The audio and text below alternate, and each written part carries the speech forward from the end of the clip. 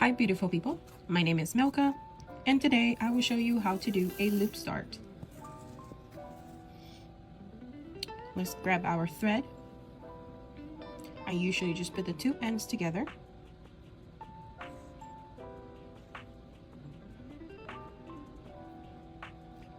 Yes, I'm a floss licker. I thread my needle.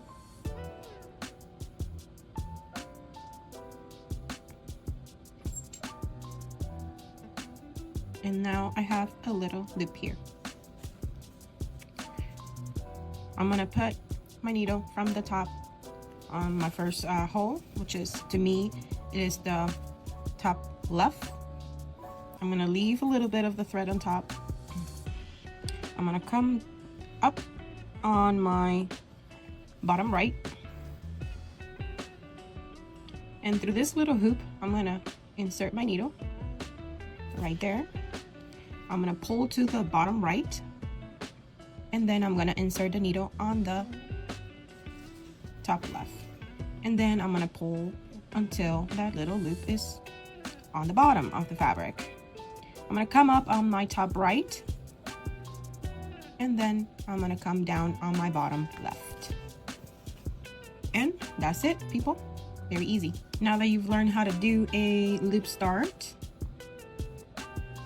I'm gonna show you how I stitch in hand. This is not how everybody does. The way that you're looking at this video is the way that I look at my fabric when I'm stitching. So the pattern should be this way, right? That's the right side, but I tend to stitch with the fabric horizontal or vertical, I don't know, this side. Okay, so I already did a loop start to anchor my thread. I'm gonna come up on my top left corner and hold on, let me put my fabric a little bit better. You can see. I come up on the top left corner. Oops, so moving.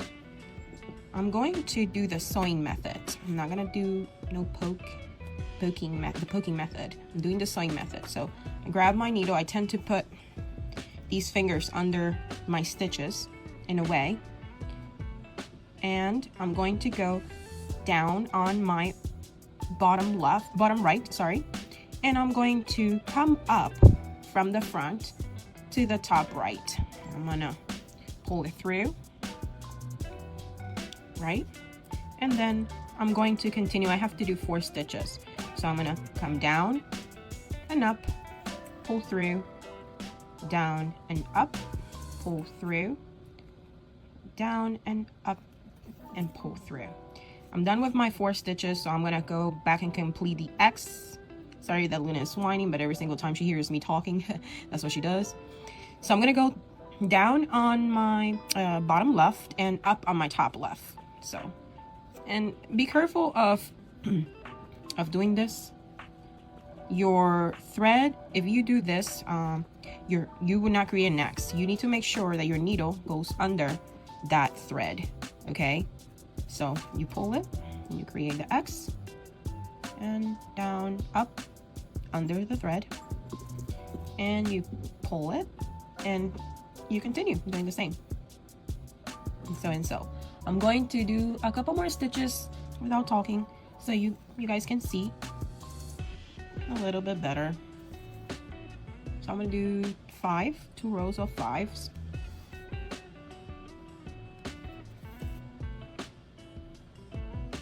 I hope you're doing fine. And you know, someone asked me how I stitch in hand. This is how. I usually stitch in hand when I'm stitching in Aida, or when I'm stitching on a linen that is a little bit stiffer. That's what I like. I don't like linens are very soft or in tiny counts to stitch in hand, just because I feel like the stitches don't look great. But that's my own opinion, okay? I mean, you do you. If they look okay to you, that's totally fine. And as a disclaimer, this is the way that I stitch, okay? This is not the normal way that a lot of people stitch, but this is the way that I learned. I've heard that a lot of lefties stitch like this, But yeah, usually majority of the stitchers, their top leg is laying like this from top left to bottom right. That's their top leg. Mine is top right to bottom left. So, but yeah, I also stitch from the bottom of the fabric to the top of the fabric. That's how I like it. It's nicer to me. It doesn't hurt my my arms, my body doesn't ache that much, and I just love stitching in hand. And actually, this is a 14 count Aida. I don't know if I mentioned it. Let's see where I'm at because I don't want to get lost. Okay, just 4 more stitches. This is a 14 count Aida that I bought at Joann's, and it's one of those printed Aidas from DMC from Charles Craft, and I thought it will be, you know, big enough to show y'all. I'm just gonna finish this leaf in this video since I'm already, you know, doing it. And if you have any questions, just let me know. Is stitching in hand, sometimes your stitches won't come up perfect, like stitching in a hoop or with like a nice tension, but to me it's more relaxing and it's actually more comfortable. I have to say a couple tips. I like to use a needle minder that will bend my fabric down like a little bit. It has a little bit of weight. That way when I'm stitching, my fabric is down this way, and with the tension will help out with the tension. So I always put my needle minder under the area that I'm stitching. And yeah, well, that's how I stitch in hand. How do I end my thread when I'm done with a area? I will flip my work to show you, and for some reason, okay, I don't know what I did here. I will definitely cut this and tuck it somewhere. Anyways, I'm done stitching this area. I don't have any more stitches from this color. What I will do is I will tuck just a little bit, just grab a little piece of this roll.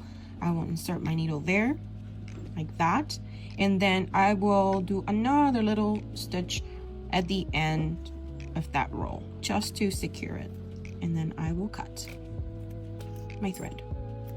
That's it. I want to take the opportunity to show you guys how I when I do a mistake and I'm cutting threads.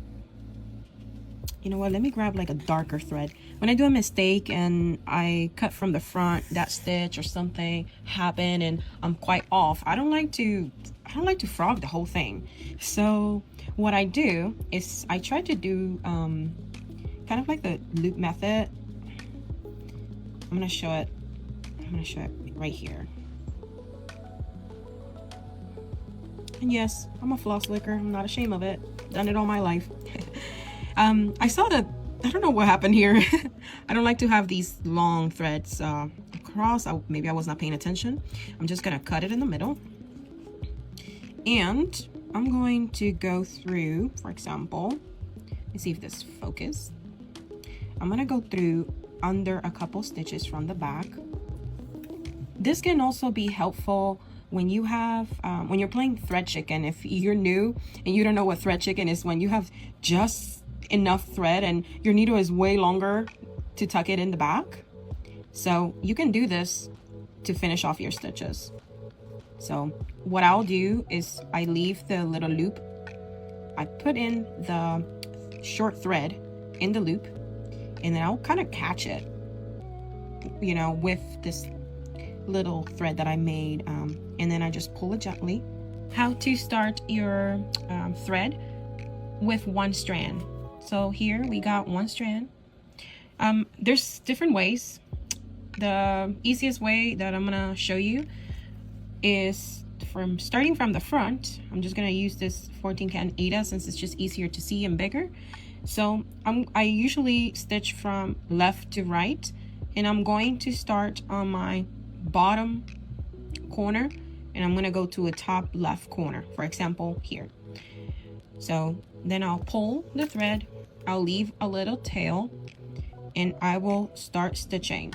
I will try to make sure to run I don't know if you see it, but to run my needle all the way to the top until I get to that top right corner of the stitch, just to make sure that I catch my thread under. For example, over here, you are seeing, let me see. If you see, I am catching my thread from the back when I do that. Let's see again from the front. I'm gonna create one leg. If this happens that you see a little of the thread, just pull your little tail and continue. So I will run my needle all the way until I'm at that whole top right corner.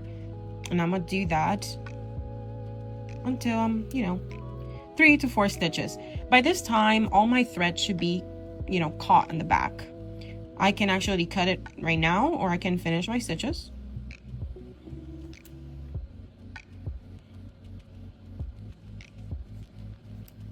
Like so. And then I can just quickly pull my little tail and cut from the front. And that way I don't have to be flipping my work or whatever. My thread is secure, and if you can see, the thread is caught. I like to do it in an angle like that instead of doing it on the top line of the stitches, because I feel like it's easier to catch the thread on the back. So if I start on the top, whatever, on the top left or top right, I will go on the bottom, so the opposite side, if that's understandable. But yeah, that's about it. Another way to start your stitching with one thread, you can also flip your back and you can come under a couple stitches. I usually like to do 3 to 4 stitches. Sorry, it's a little bit slower because with the camera on the front and all that stuff, it's just a little bit harder. Let's see. Okay, so I got 3 stitches there. Oh gosh, real life people. So I'll do it again. I will leave it until there, and then just to secure it and just to make sure it's not going anywhere, I will go under again my last stitch, and that thread is secure, and you can start stitching however you want. There we go.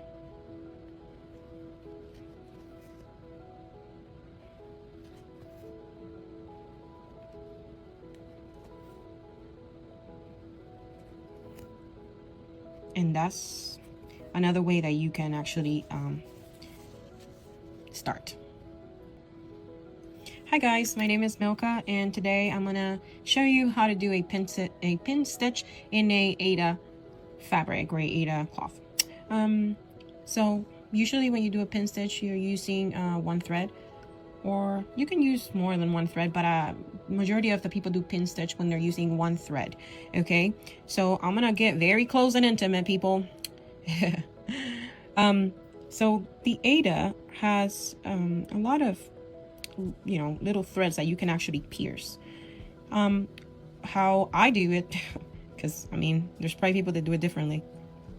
I'll go on the bottom of, I'll pierce like on the bottom of the bottom leg, in between those two holes, and I always do it from the front. People like it also because they don't have to be flipping their work. And then I'll go on the top, I'll pierce the fabric again, and then I'll leave a little tail. I'll go down in the middle and I'll pull. Oops, give me one moment, this cannot go there.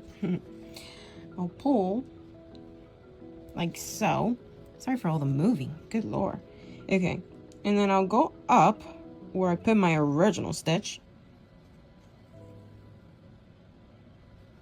Take this out of the way, and then I'll go in the middle again, and it will look like a little line in between the stitches, and then I can just start stitching like normal, and I'm gonna your thread is already secure. See, that's not going anywhere. So I'm gonna cut this little tail that I left, like so, and you can cover that that stitch that you did in the middle, that pin stitch. You know, let me do maybe more than one, just more than one stitch.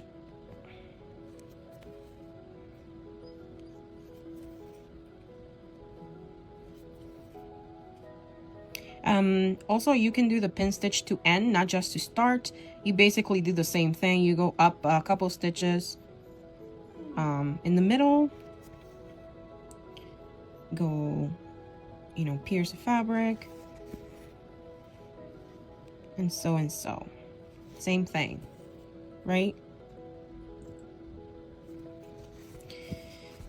And that's secure. And to end your fabric, and to end your thread, just pull through one of the, you know, the holes that you actually do the X, not like the middle ones, and you can tuck that in and whenever, and you should be good.